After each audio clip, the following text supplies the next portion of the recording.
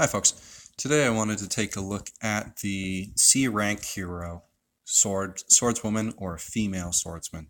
Uh, we're going to go ahead and talk about her talents, the type of gear that we're going to be looking for, as well as her skills. So we see here we've got the green swordswoman. We can see just offhand from the talents that we're looking at a decent HP pool.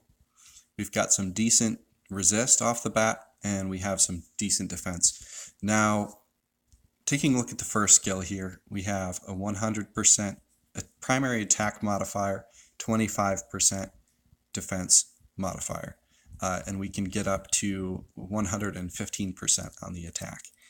Now, we can really build the Sword Lady in two different ways. You can go for attack and try to get as much damage out of her and just let her defense and resist kind of stack up in the background. And that also really helps with the second skill, which is attack only, and can get up to 155% primary attack, which when attacking two different zones, you can see here on the bottom, is pretty good. So a total of 290% attack really is quite efficient.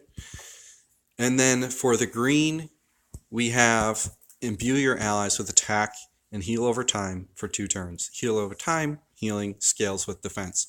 So we can really be buffing ourselves and 2 others or 3 others with attack and heal over time, so you can really push attack with this particular hero.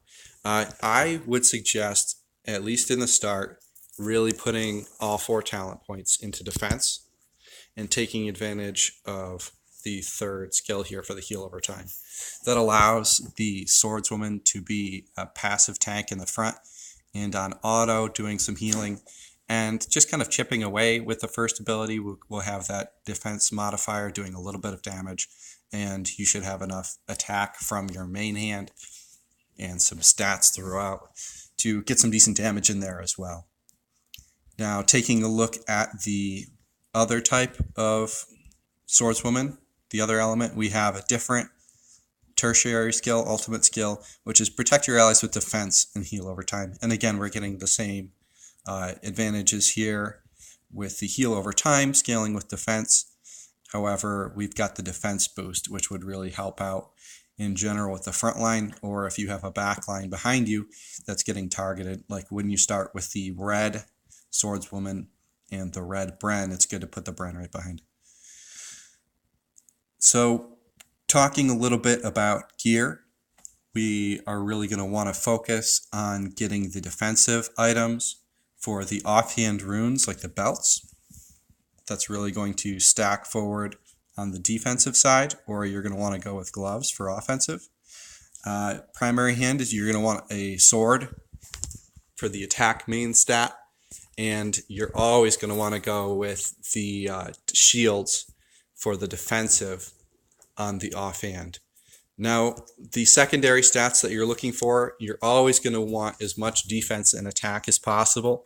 HP is good because we've got that decent HP.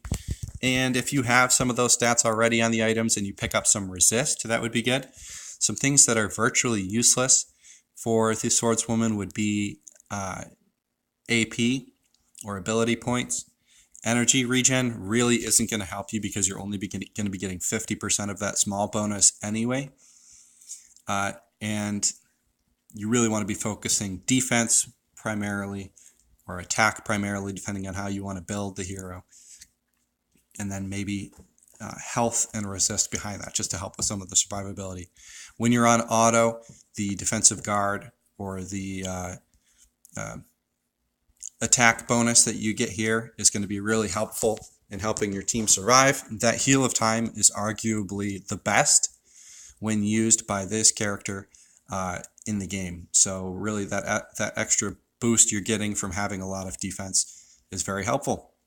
Especially when you're starting off, have as many of these on the front line as you can. Throw some attack heroes behind it, or even some more defensive heroes behind it, and you'll really have an easier time with survivability.